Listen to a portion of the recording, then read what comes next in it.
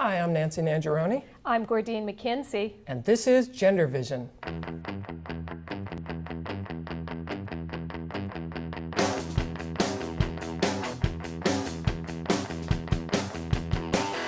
Lots of people making big bucks. You and me, babe, I see we're out of love. Well, I heard a voice from a high above.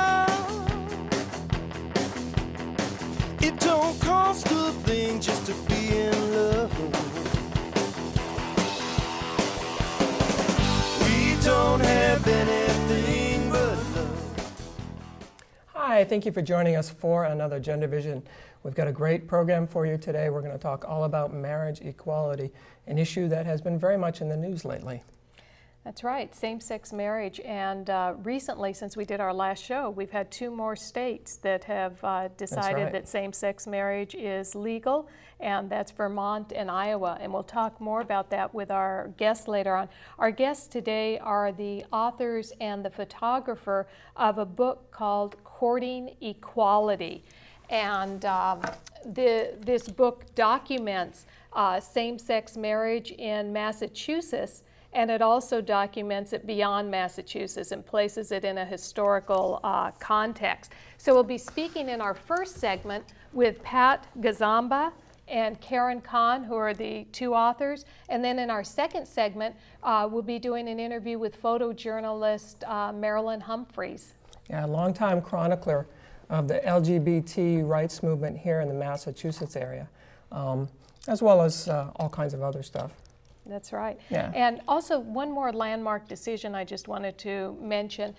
For the first time in the murder of a transgender person, Angie Zapata in Colorado, we have a decision for the assailant based on persecuting the case as a hate crime. Prosecuting. And he was sentenced to life imprisonment without parole. So this is the first hate crime conviction of the murder of a transgender person, is that right? That's right. That's right. Yeah, So this happened in Colorado. 18-year-old Angie Zapata was brutally murdered. And of course the reason that we celebrate a hate crime conviction is because for many years the murders of transgender people were not taken seriously, and they were not prosecuted to the full extent of the law. They just weren't treated seriously by law enforcement. And so the hate crimes is helping to change that, the hate crimes laws. And right now there's a federal law pending, which actually is going to go to the House of Representatives, we believe, for a vote within the next few days. That's awesome. And so maybe it'll be changing the course, although we still have a lot of cases that aren't prosecuted, and we also have a lot of cases where the assailants are never found. In his case, he turned himself in, and he openly said, all gay things must die. Yeah. So he was definitely out there as homophobic and transphobic. But in most cases, you do not catch the assailants unless they turn themselves in. Yeah. In fact, I'm not aware of a single case in Massachusetts where an assailant of the murder of a trans woman has been caught by a police investigation. But anyway, we're here to talk about marriage. Same-sex marriage. So can you give us a brief overview? Well, you know, the whole issue of same-sex marriage has a long history. If we even go back, we think that marriage is an institution that hasn't changed. But historically, the institution of marriage has definitely changed. At one time, even if we're looking in the U.S., women were considered to be the property of their husbands. They couldn't own their own property. They had, if they had a job or anything, all the money, everything went to the husbands. The children belonged to husbands. And those ideas evolved over a period of time to an idea of more of a companioned marriage and a marriage of people who would be considered equals, although there's still a lot of issues around that. In terms of same-sex marriage, the first people that really publicly went who went to apply for a marriage license were in Minnesota, a gay couple, and that was in 1970. And there have been periodic groups of people who have gone to apply, couples that have gone to apply for marriage licenses. There's even been some civil disobedience where county clerks have issued marriage licenses, and then the states have said that that was null and void. But a 1967 Supreme Court ruling in Loving versus Virginia, which for the first time struck down laws refusing to recognize different race marriages, really provided a real incentive for the change, because they thought, well, if people of different races can get married, can we in fact change over to persons of different people who are of same sex also. That was one of the inspirations, and also Danish law that said we would like to register people of the same sex was a real inspiration for some of the marriage movement here in the United States. And so, I guess let's have our guests. Okay, we'll be back in just a moment with our guests.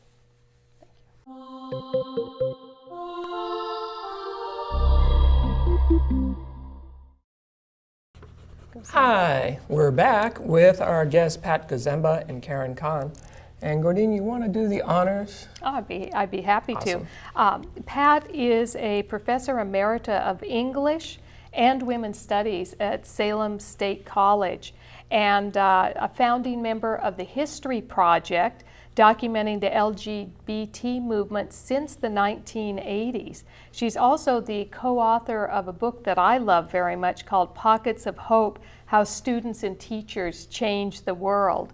And wonderful book, thank you. And Karen is the former editor of Sojourner, a great, phenomenal newspaper that we used to have. Especially since they printed one or two of my articles. Yeah, I think I was even in there. That was awesome. The Sojourner, the Women's Forum, an activist, community-based feminist newspaper, which we dearly, dearly miss. Yes. She also edited Frontline Feminisms, essays from Sojourner's first 20 years in 1996, and they are the co-authors of the book Courting Equality, which they did with Marilyn Humphreys, who is the photojournalist for the book.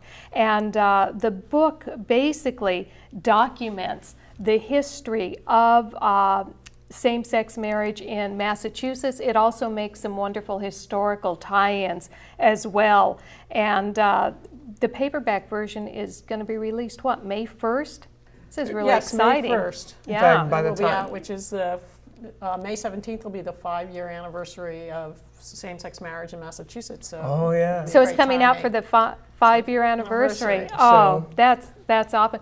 Now, you both just returned from Hawaii, where you have also been working on House Bill 444, which is a civil unions bill that passed the House, and you've been doing work in Maine, so we can talk about all this phenomenal activist work. You've been busy. Must be exciting to busy. see what happened Yeah. in Vermont and Iowa, huh? Right. Did you know that was coming?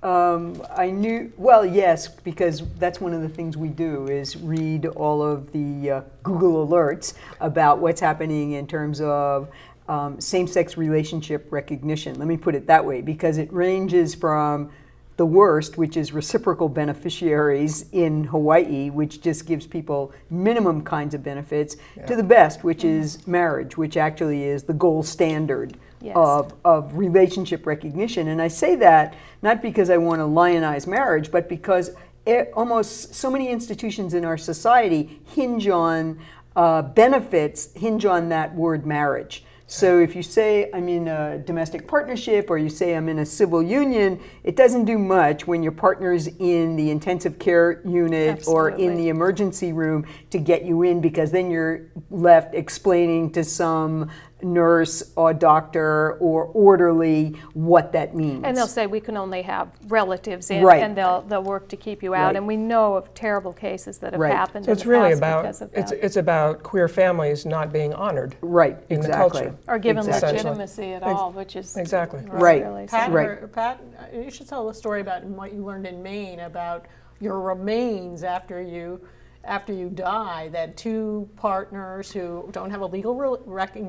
recognized relationship that you might have power of attorney, but that actually ends at the death of your partner. No, Are you I serious? didn't You know wouldn't that. necessarily have control over if they wanted to be cremated or buried or that kind of thing. I thought that was some pretty remarkable. I think that's probably a state by state how that works. I experienced something like that with my late partner in New Mexico, and they were not going to release the body or the ashes, but were going to release it instead to a brother.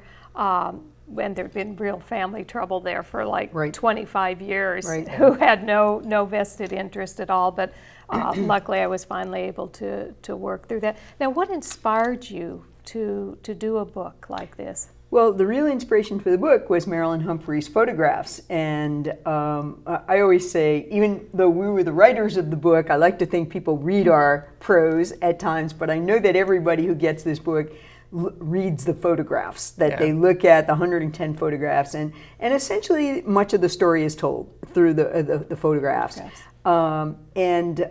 So we were looking with Marilyn, we were hanging at a little kitchen counter, and with Marilyn and another friend of ours, Evelyn C. White, who's a lesbian African-American feminist, and she's written books like the Black Women's Health Book, etc. And so we really have a lot of respect for her writing and for her judgment. And so she was looking on a computer at Marilyn's photographs of the marriage equality movement, and she said, "You've got to do a book. I mean, this is the 21st century civil rights movement, and this deserves a book." And Marilyn begged off and said, "Oh, I'm a photographer. I don't have time. I'm trying to make a living, blah, blah, blah." And I think Carolyn and I were enjoying a fine glass of wine, and or each enjoying a fine glass of wine. And we said, "Oh, well, we write books. We could do that kind of thing." And so that's really what the inspiration was. And I think a key part of that discussion that night was Evelyn's confirming for us that indeed it is a civil rights movement. There are some African Americans who say it isn't a civil rights movement, and you're demeaning our civil rights movement by saying that your civil rights movement is one as well. And when Evelyn said, this is a civil rights movement, and you really need to write about this, that really gave us, I guess, more courage, more feeling of security about going ahead and telling this story. And that gets played out a lot. I mean, just this week when I was up in Maine at the Joint Judiciary Committee hearing, I heard some wonderful stories by African Americans who lived in Maine their whole lives, telling the story of what it was like to be African American in Maine, and how they know what it's like to fight for civil rights, and they clearly see this as a civil rights issue. And in the opponents of marriage equality in Maine, there was one African American who spoke against it on religious grounds. And really, the objections to same-sex marriage, to marriage equality, really are all religious. I mean, there are no other sensible objections than a religious objection. And that's not sensible in a country like this, where we believe in the separation of church and state. Well, certainly the same-sex marriage equality builds on the decades of work in the civil rights movement and in the women's movement that came before it. But it's all about recognizing the humanity of each and every person and the dignity of each and every person. Absolutely. And when you recognize those, then you have to say, well, if this person has humanity and dignity, they should get to have a family. Right. Why are they being denied their rights? Right. Exactly. It's marriage. Many of us come out of feminism where we were pretty anti-marriage at one point in our lives. Isn't that it? Yes. It's ironic that we've come to this point, but the reality, and we could talk for a long time about that, but the reality is marriage is still the central social institution of our society, and everything is built around it. And to deny people access to that is to really deny who they are and their dignity and humanity. I think you're absolutely right about that. That's right. And the two of you got married in what, 2005? Right. Yes.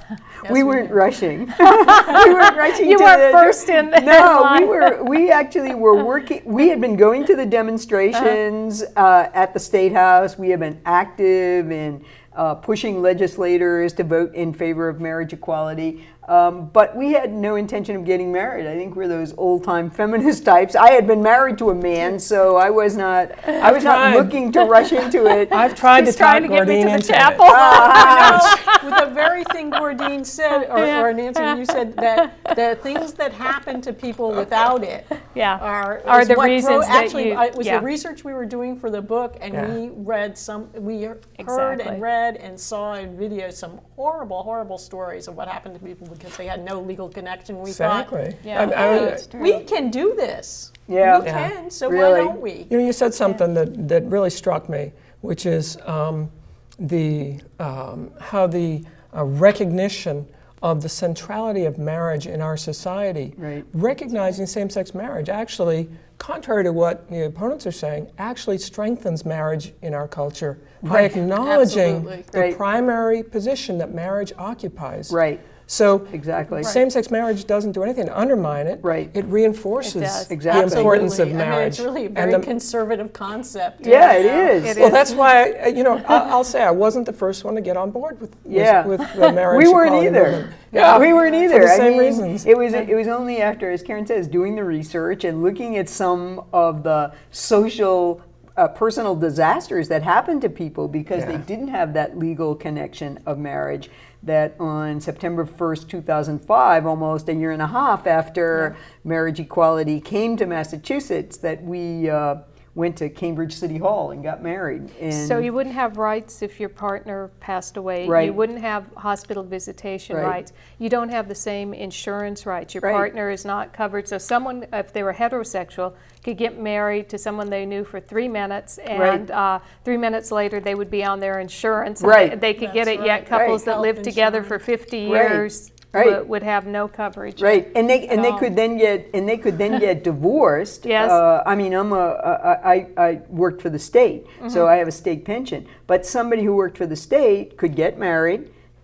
5 minutes later, they could get divorced, and the divorced partner would still be eligible for the health benefits. That's right. And that so that to deny is somebody really who's been together for 20 it's years. really unfair. It to really do that. is in many ways. I mean, there's many issues, but as an economic justice issue, it's huge. And I think Arlene Isaacson actually, for many years, effectively made that argument in Massachusetts that this is an issue of economic justice. And we were just in Hawaii where United Here Local 5, which is the hotel workers union there, which is a very big union there, was also on board because it was an economic justice issue. I mean, when you look at the kinds of benefits that people can get just because they're a married couple, and people can have been together for 30, 40 years and not have access to that. That's a huge issue. We should mention that Arlene Isaacson is one of the leading lobbyists. Absolutely. On Beacon Hill here in Massachusetts. The co-chair of the Massachusetts Gay and Lesbian Political Caucus, and she's been in that position for many years. I bet it's approaching 30 years. Is that long? Yeah. I mean, she was the person, her picture is in our book many times, but when you look at, I think, a key picture from 1989 that Maryland took when the Lesbian and Gay Civil Rights Bill finally was passed, 17 years after it was introduced by then closeted state rep Barney Frank. He introduced that bill in 1972. Wow. He ran in the closet. He stayed in the closet until he was elected a congressman. So he was in the closet for a long time, but he was the one who introduced that bill, and it was passed finally in 1989. Governor Dukakis signed it, and he is no friend of the gay community in my mind. But Arlene was there. So Arlene was there for many of the really important movements. So why do you think Massachusetts was the first state to make gay marriage or same-sex marriage happen? Why here? Why here? Yeah. I mean, we still don't have trans rights, and there's 13 other states that have trans rights. Right. I know it's funny that we're so behind on that one. Yeah.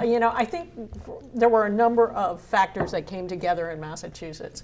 there was the fact that we in the late 70s, we became really a pretty active center for gay rights in the early part of the movement after Stonewall. We had Gay Community News, one of the most progressive gay newspapers in the country here in Boston. So we had a pretty vibrant gay movement, which led to the introduction of the Civil Rights Law in 1972. Didn't pass till '89, but in that period, we really built a strong movement, and in particular in the mid-'80s, we had what has become to call the foster equality movement, which was Governor Dukakis and his staff decided in the mid-'80s that gay people were not going to be allowed to adopt children.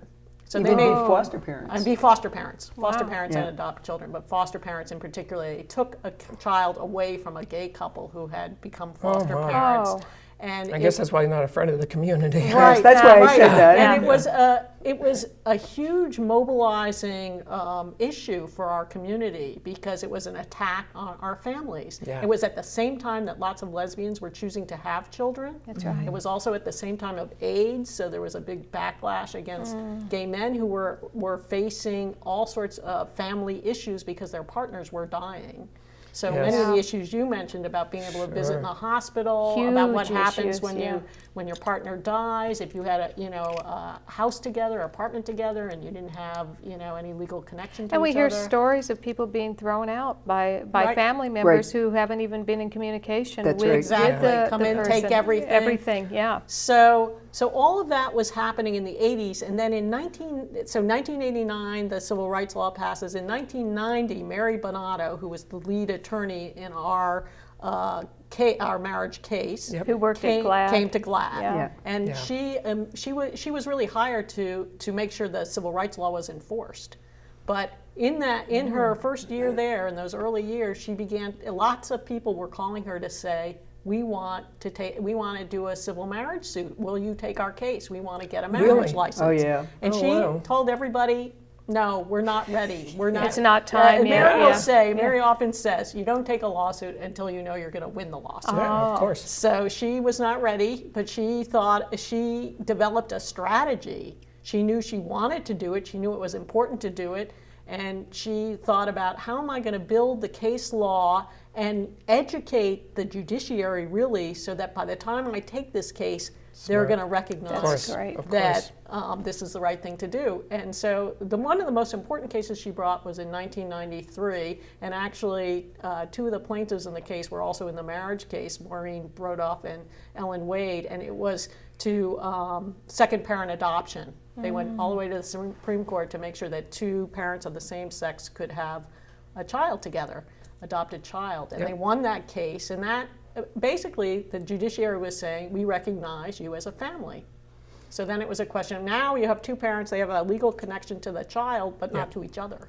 And so then that was the really sort of the became the whole beginning. thing. And so what was the day that it actually happened in Massachusetts? It was a long road. And we're but- down to about 3 or 4 Yeah. minutes.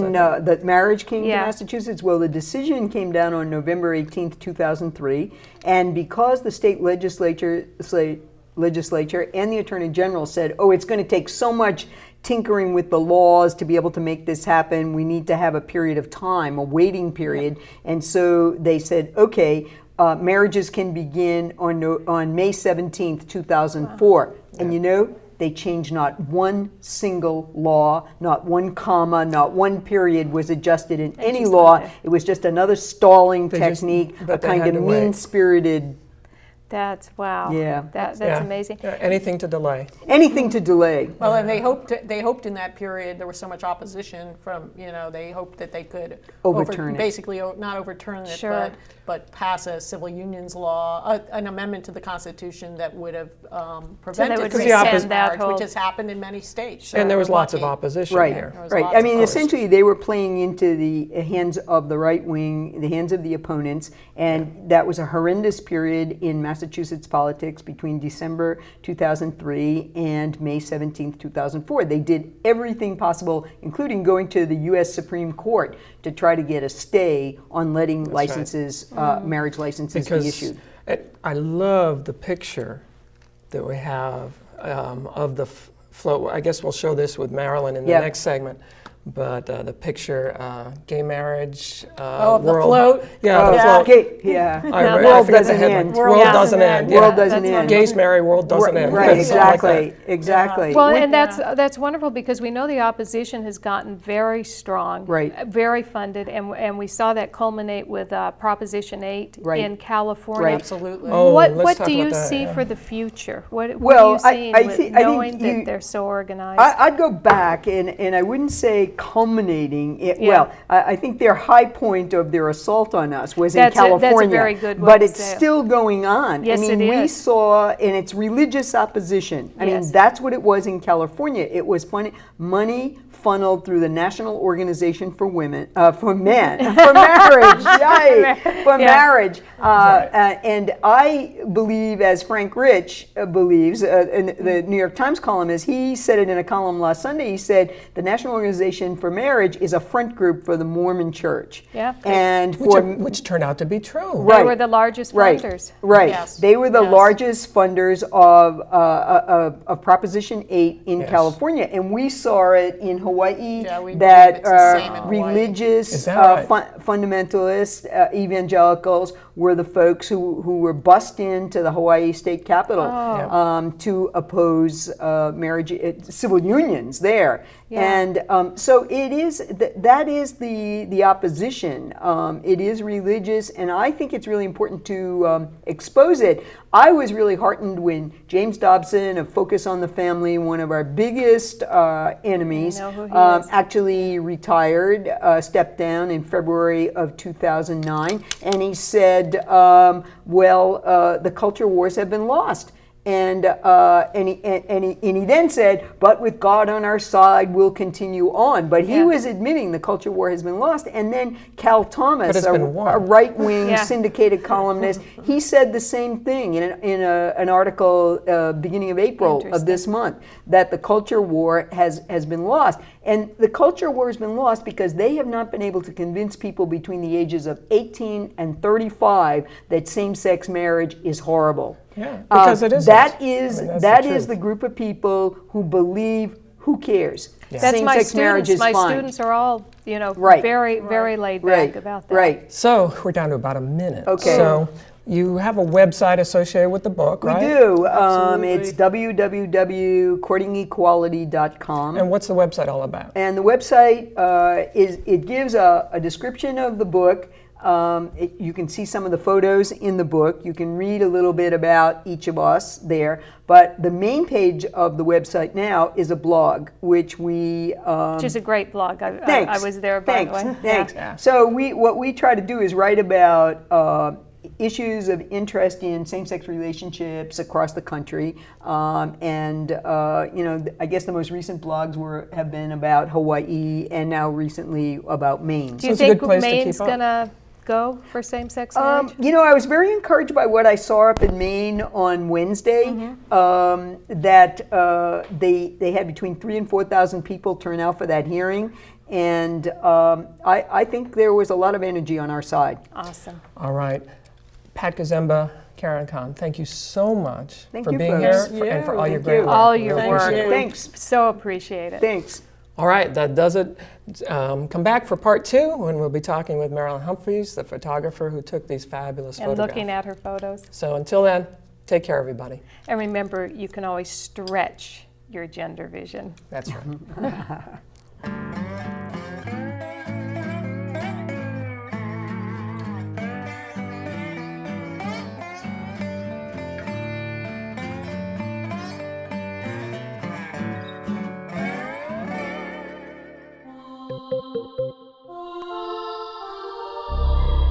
Thank you.